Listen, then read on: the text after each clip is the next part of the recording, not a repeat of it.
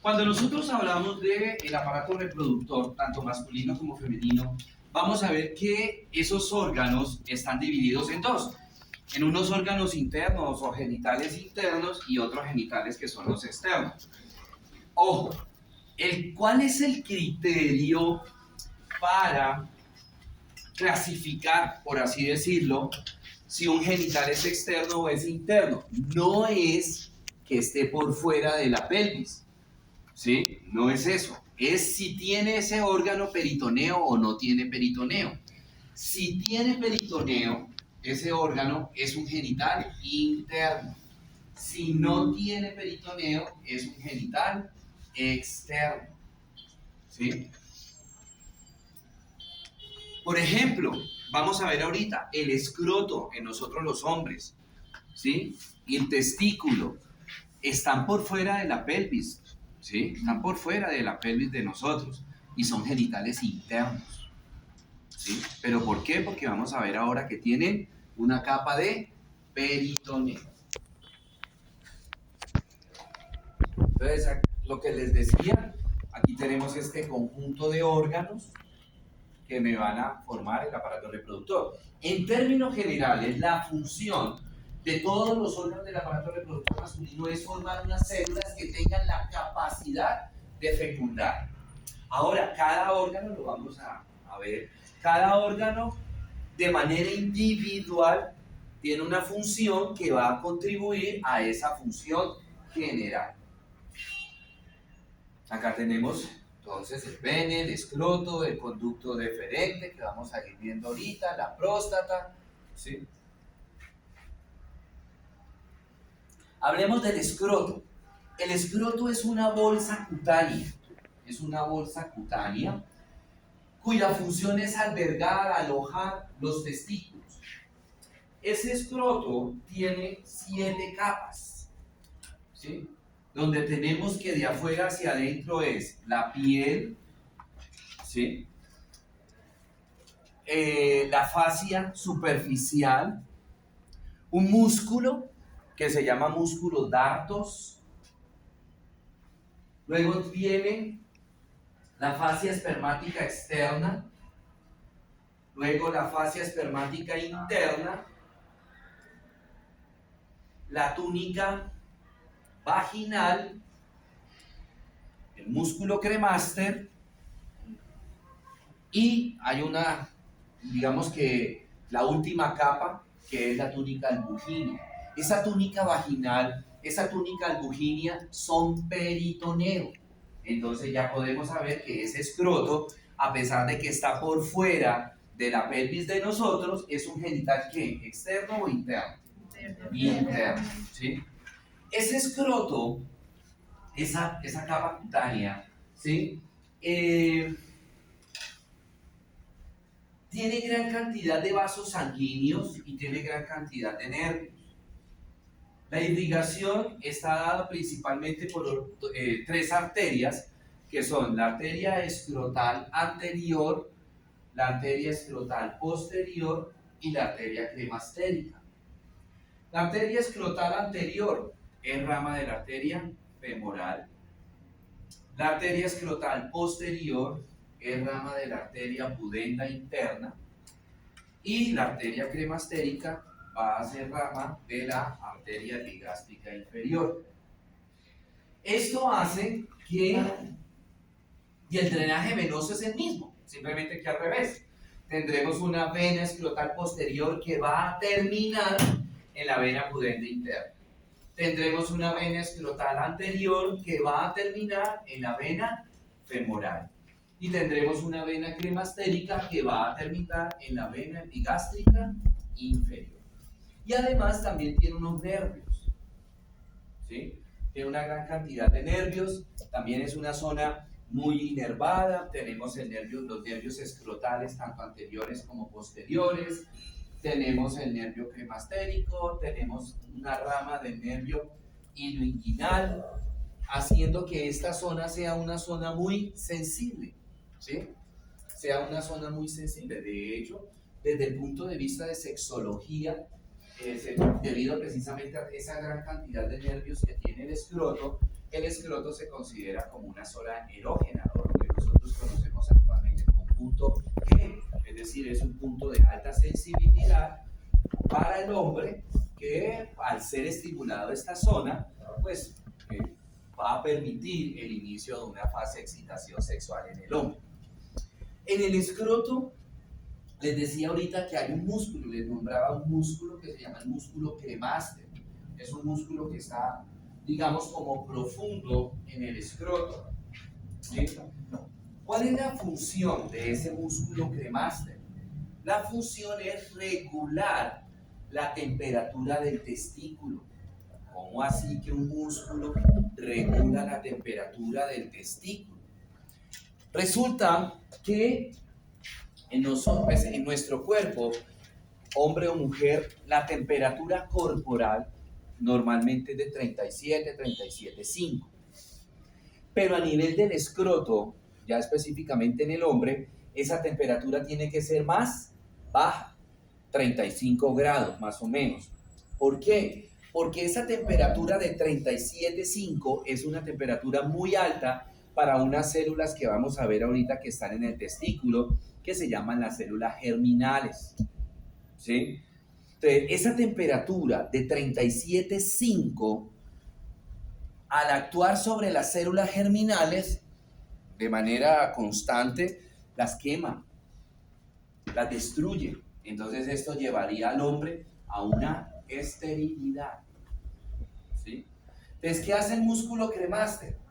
¿Cómo regula la temperatura del testículo? Cuando la temperatura ambiente es muy baja, ¿sí? Por ejemplo, acá en Bogotá, en la madrugada, que la temperatura ambiente es muy baja, la temperatura corporal también, ¿qué pasa? Baja.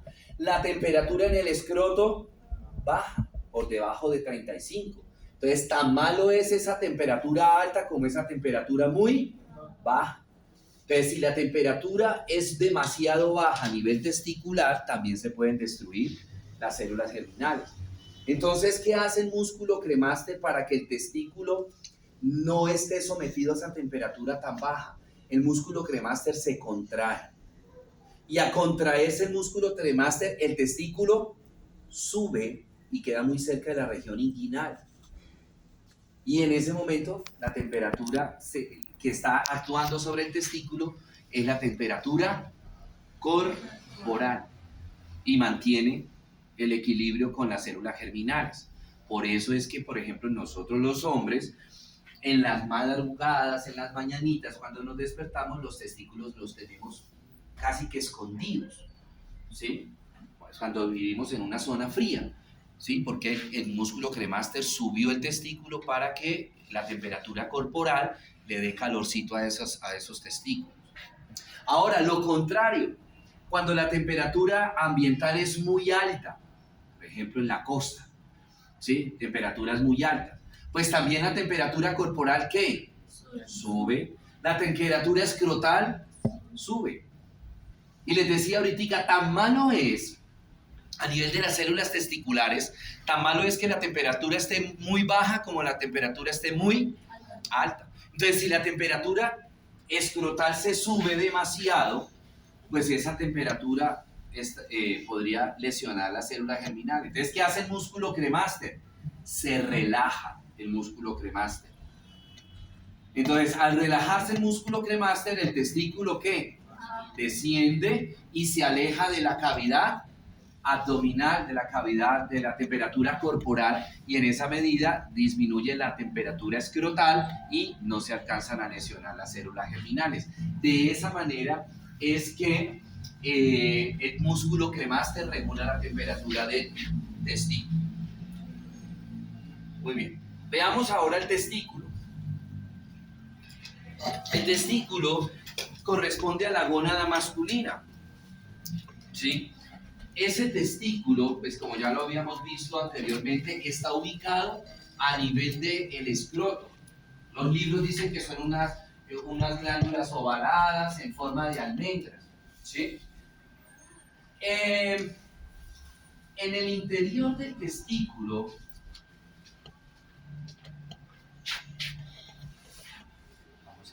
hay unos tubos unos conductos que se van a llamar los túbulos seminíferos, ¿sí?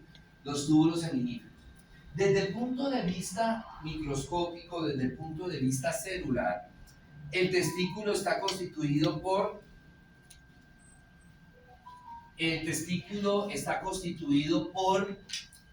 tres tipos de células. Dos células están dentro de los túbulos seminíferos. Estos son los túbulos seminíferos. Entonces, dos células están dentro de los túbulos seminíferos. Las primeras células son estas que ustedes ven acá, que se van a llamar las células germinales, ¿sí? Esas células germinales son las que, ¿sí? Son las que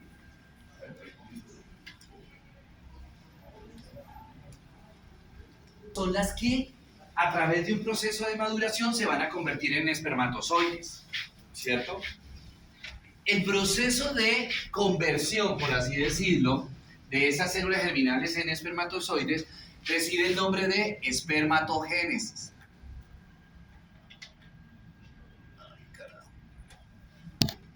Espermatogénesis.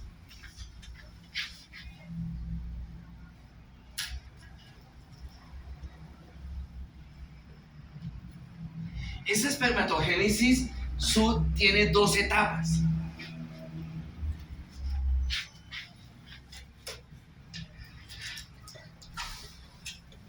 La primera etapa se llama espermiogénesis y la segunda etapa se llama espermatogénesis.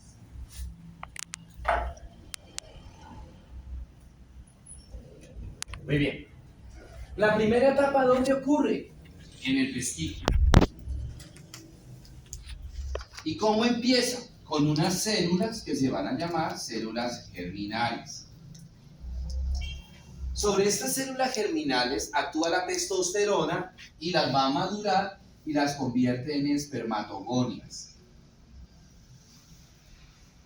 Luego vienen los espermatocitos primarios. Luego vienen los espermatocitos secundarios y finalmente las espermátides. ¿Espermatogonias? Gonias. ¿Sí?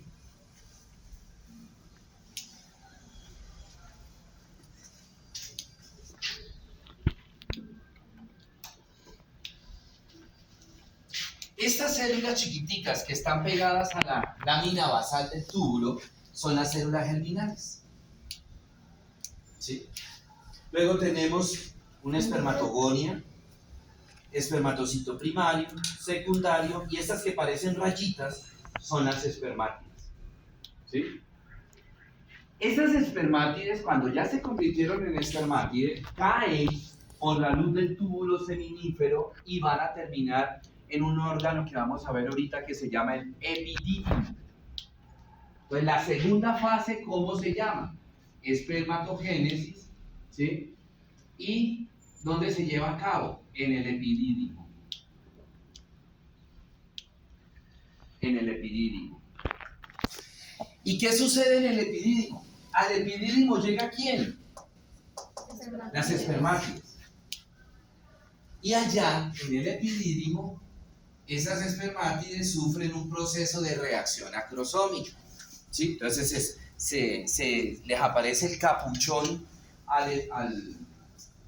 la espermátide y se va elongando ese capuchón y aparece el flagelo, la colita. Y en ese momento decimos que es un espermatozoide.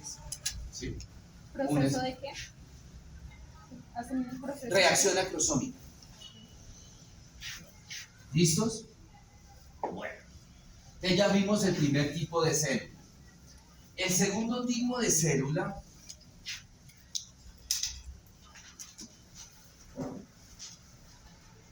también está dentro de los túbulos seminíferos. Son unas células grandes que se van a llamar células de Sertoli, con S, Sertoli. Y la función de esas células de Sertoli es darle apoyo, darle sostén a esas células germinales que están madurando. ¿Sí? Sertoli. Y el tercer tipo de célula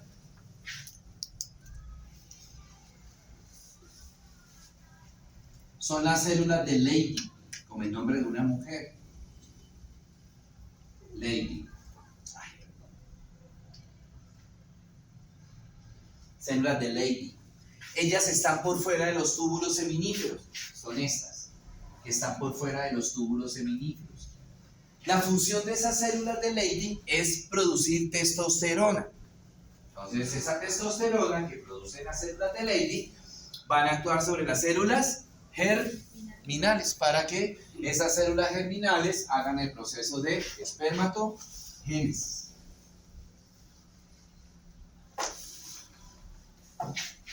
Bueno, acá tenemos otro túbulo seminífero, ¿sí? La luz del túbulo seminífero. Otro túbulo seminífero, ¿sí? Bueno, diferentes tipos de células.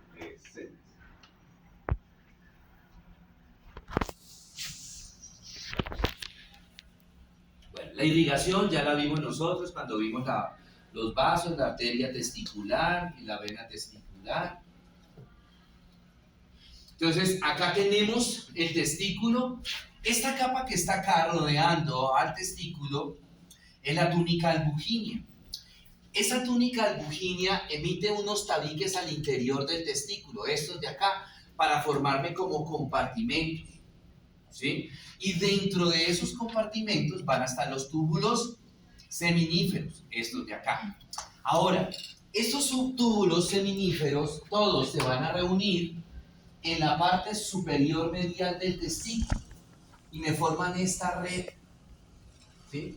Que se va a llamar la rete testis o red testicular, cualquiera de las dos maneras la pueden utilizar. Rete testis o red testicular, ¿sí? Es esta.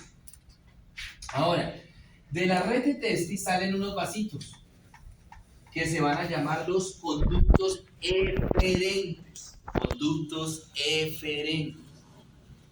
Esos conductos eferentes salen del testículo y se van a reunir en la parte superior medial del testículo, por fuera del testículo, y me forman esta estructura que tiene como un forma de gusano, que recibe el nombre de epidídimo. Ahí es donde caen las espermátides. Se formaron acá las espermátides, caen acá y van a terminar acá, ¿cierto? Las espermátides. Y aquí las espermátides, como les había dicho anteriormente, sufren ese proceso de reacción acrosómica y se convierten en espermatozoides. Ahí. Muy bien, ahora, esos conductos eferentes se van uniendo hasta que queda un solo conducto, que va a recibir el nombre de conducto deferente. Ojo, estos eran conductos eferentes y esto es el conducto deferente. ¿Sí? Conducto deferente. La función de ese conducto deferente es transportar los espermatozoides. ¿Sí? Durante la fase de excitación sexual del hombre, pues transporta los espermatozoides. Hacia la parte superior del testículo encontramos un cordón, algo que uno palpa, ¿sí? Encontramos un cordón grueso que vaya a recibir el nombre de cordón espermático. Esto que ustedes ven acá, cordón espermático. ¿Cómo está constituido ese cordón espermático? Bueno, lo primero, como lo vemos ahí, está constituido por el conducto deferente. Segundo, arteria testicular. Ahí también la vemos enredadita en el conducto deferente. Esta. Arteria testicular. Tercero, vasos que me van a formar la vena testicular. ¿Sí? Pero al principio salen unos capilares venosos, ¿sí? Como lo ven ahí, que esos capilares venosos se unen y me forman esta red de capilares venosos. Y esa red de capilares venosos se va a llamar plejo venoso pampiniforme. Plejo venoso pampiniforme. ¿Sí? ¿Qué más encontramos ahí en ese cordón espermático? Encontramos linfáticos, encontramos vasos linfáticos, vamos a encontrar nervios, ¿sí? Vamos a encontrar nervios que provienen principalmente, del nervio pudendo interno, ¿cierto? Ok, algo que le da mucho miedo al hombre de hacerse su proceso de esterilización masculina, ¿sí?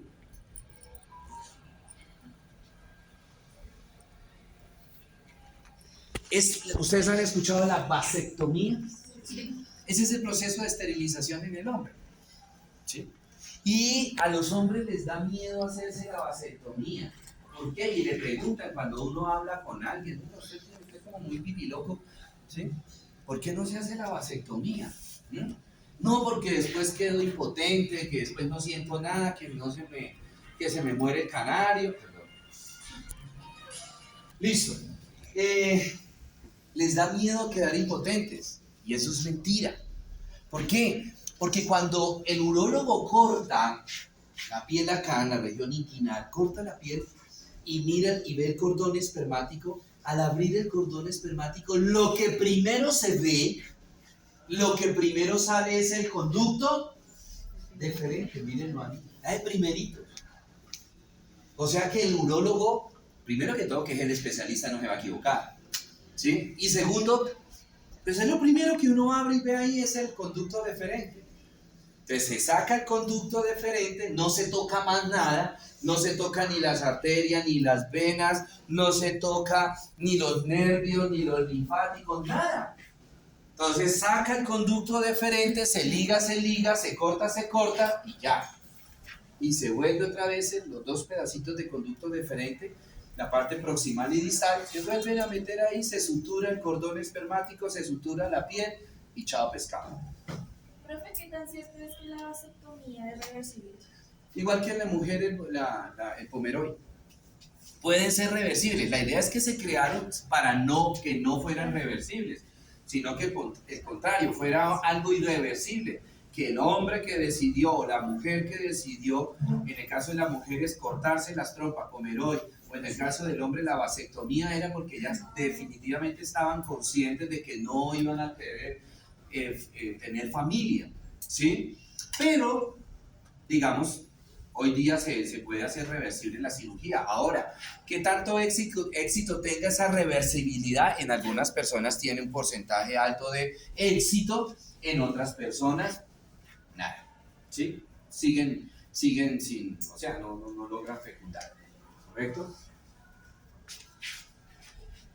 Bueno, el cordón espermático, el epidídimo que ya hablamos, este es el epidídimo. El epidídimo tiene una cabeza, tiene un cuerpo, tiene una cola, ese es el cordón espermático, ¿cierto? El conducto deferente, ok. Entonces el conducto deferente sale del epidídimo, asciende y el conducto deferente va a unirse con un conducto de una glándula que vamos a ver ahorita que se llama la vesícula seminal, ¿sí? Entonces acá tenemos en una disección el testículo, el epidídimo, el conducto deferente, ¿cierto? Acá tengo la vesícula seminal, que la vamos a ver ahora.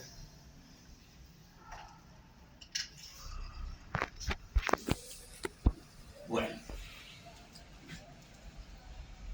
la vesícula seminal es una glándula como manera de hojita, como dos hojitas alargaditas que se encuentran ubicados en la parte posterior inferior de la vejiga, ¿sí? En la parte posterior inferior de la vejiga. Ese conducto, esa vesícula seminal tiene un conducto que se llama precisamente el conducto de la vesícula seminal. Esta es la vesícula seminal, ¿cierto? Y acá tenemos el conducto deferente. Entonces, ojo, el conducto deferente se une con el conducto de la vesícula seminal y me forman un conducto que se llama el conducto eyaculador. Y ese conducto eyaculador termina en la uretra prostática del hombre, que ahorita vamos a hablar de la uretra, ¿sí? La vesícula seminal tiene bueno, además de que tiene la función de ayudar a formar el conducto eyaculador, la vesícula seminal, oigan lo que les voy a decir, produce un líquido que es rico en glucosa, es rico en ácido hialurónico, es rico en proteínas, y ese líquido que produce la vesícula seminal comienza a formar el semen, que es la parte líquida por donde se van a transportar los espermatozoides, ¿correcto? Los espermatozoides.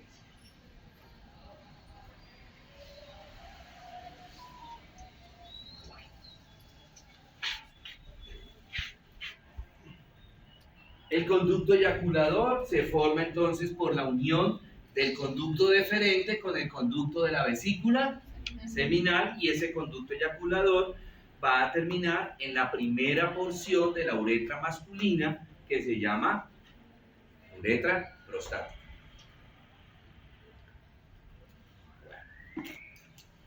La próstata es una glándula bulboalveolar que se encuentra ubicada en la parte posterior de la vejiga, parte posterior inferior de la vejiga. La función de esa próstata es producir otro líquido que se llama líquido prostático, que continúa formando el semen. Esa próstata tiene un lóbulo anterior, topográficamente tiene un lóbulo anterior, un lóbulo posterior y dos lóbulos laterales. La particularidad es que esas células que le están formando la próstata tienen la capacidad, no sé si decirlo de esa manera, la capacidad o la gran desventaja, mejor así. Esas células que forman la próstata tienen la gran desventaja de que pueden fácilmente transformarse y convertirse en células neoplásicas, es decir, células cancerígenas. Correcto. La gran ventaja, entre comillas, es que uno le puede, que las primeras células que van a iniciar ese proceso de mutación son las células del lóbulo posterior. Ahora vamos a entender por qué es tan importante que nosotros los hombres nos hagamos el tacto rectal, porque cuando uno hace el tacto rectal y palpa la próstata, el lóbulo que estoy palpando, ¿cuál es? El lóbulo posterior. Entonces, si ya está iniciándose un proceso cancerígeno, al hacer el tacto yo ya siento la dureza de la próstata. Uno le dice a los estudiantes de medicina, cuando les está en urología, que les está enseñando uno a hacer el tacto rectal y toda esa cuestión, bueno, ¿cómo hago yo para saber si esa próstata está endurecida o está normal la consistencia? Entonces, la consistencia normal de la próstata es como la consistencia de la punta de la nariz. Entonces, el ideal es que el paciente, el médico, primero se palpe su nariz para que mire la consistencia y luego haga el tacto rectal. Y ahí puede comparar. El ideal es eso, no al contrario. ¿Sí?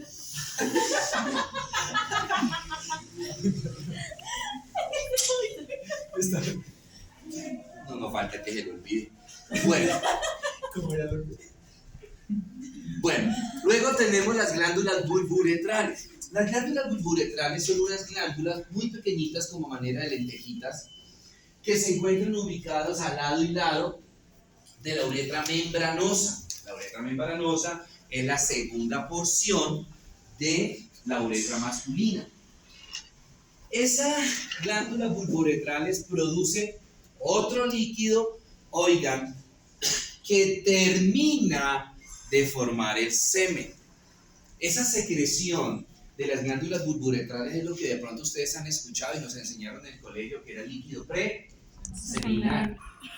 Es un líquido que tiene varias funciones, la secreción de las glándulas bulburetrales. La primera función, terminar de formar el semen. Segundo, lubricar la uretra, neutralizar el pH de la uretra. ¿Sí? ¿Por qué? Porque pues normalmente por la uretra masculina, ¿qué es lo que está pasando constantemente? Pues orina, ¿cierto? Y normalmente el pH de la uretra masculina es ácido. Entonces, si por esa uretra que está tan ácida llega a pasar el semen con espermatozoides, pues esa acidez mata a los espermatozoides, ¿sí? Entonces, ese líquido preseminal, ese líquido de las secreciones de las glándulas bulbouretrales, tiende a alcalinizar, a neutralizar el pH de la uretra.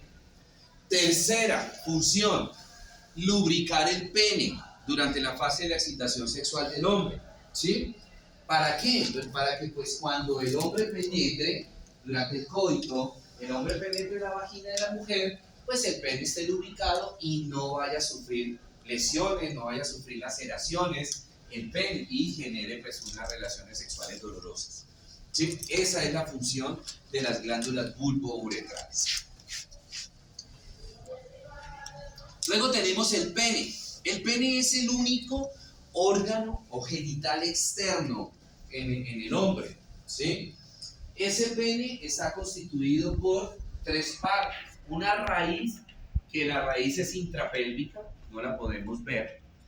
Luego viene un cuerpo que corresponde a la parte pendulante del pene del hombre, y finalmente viene el glande, ¿sí? Que es la porción más distal del pene del hombre, es una porción dilatada.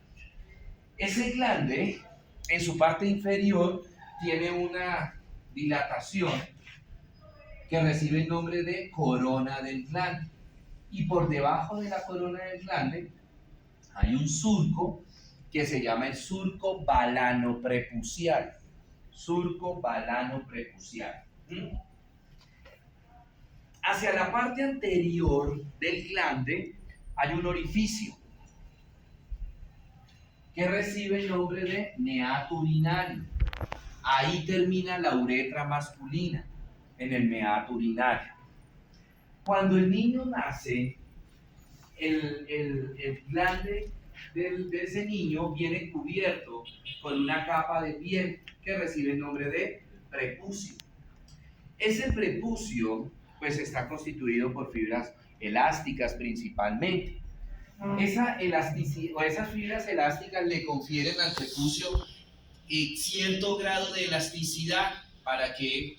¿Para qué? Pues cuando el niño nace, la mamita cuando lo está bañando debe ir bajándole poco a poco el prepucio para que logre el prepucio descender completamente y que quede el glande al descubierto para que haya un buen aseo, ¿sí? Y evitar de esta manera que de repente se acumulen secreciones que le puedan generar infecciones urinarias al niño. Entonces, cuando el prepucio del niño tiene muy pocas fibras elásticas, pues no logra dejar al descubierto el glande. Y es cuando el niño tiene entonces lo que se llama la fimosis. Y es cuando el niño tiene un prepucio con fimosis, hay que hacer la circuncisión, ¿sí? La raíz del pene, está constituido por dos músculos. Un músculo que se llama bulbo esponjoso y otro músculo que se llama isquio cavernoso. Bulbo esponjoso y el isquio cavernoso.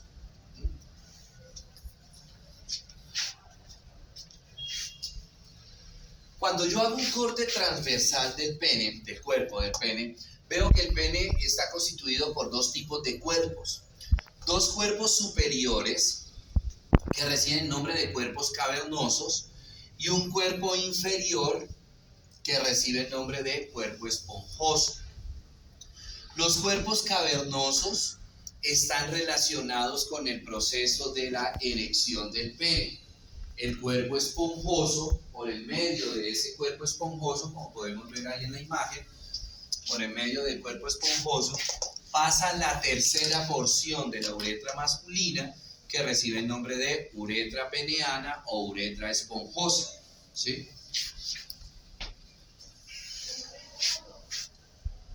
Bueno, acá tenemos los cuerpos cavernosos y el cuerpo esponjoso con la uretra peneana.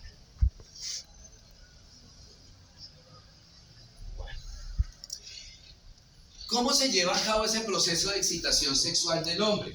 Que está dado principalmente por los cuerpos cavernosos. A los lados de los cuerpos cavernosos pasan unas arterias que reciben el nombre de las arterias helicinas, con H.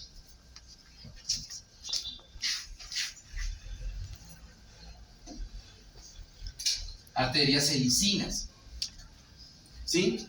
Entonces, y también pasan unas raíces nerviosas de un nervio que se llama el nervio dorsal del pene. Entonces, durante la fase de excitación sexual se activa ese proceso de erección, es un estímulo del 10º par craneal. Entonces, durante la fase de excitación sexual, el 10º par craneal envía impulsos a ese nervio dorsal del pene. Y ese nervio dorsal del pene lleva el impulso a las arterias helicinas. ¿Qué sucede con esas arterias helicinas? Que ellas, cuando el pene está flácido, el pene es pequeño, las arterias helicinas están pegaditas. Cuando le llega el estímulo del 10º par a través del nervio dorsal del pene a esas arterias helicinas, ellas se abren y empieza a entrarle mucha sangre. Y en la medida que va entrando mucha sangre, las arterias helicinas crecen en diámetro y se empiezan a ir, ¿qué? Separando. Y en la medida que se va separando esas arterias helicinas, el pene se va erectando y va creciendo en longitud. Y además de ello, por la arteria profunda que está en los cuerpos cavernosos, por ahí también entra sangre. Y eso contribuye a que la erección sea mucho más fuerte, por así decirlo, que sea mucho más sostenida la erección del pene del hombre. Ok. Muy bien. Preguntas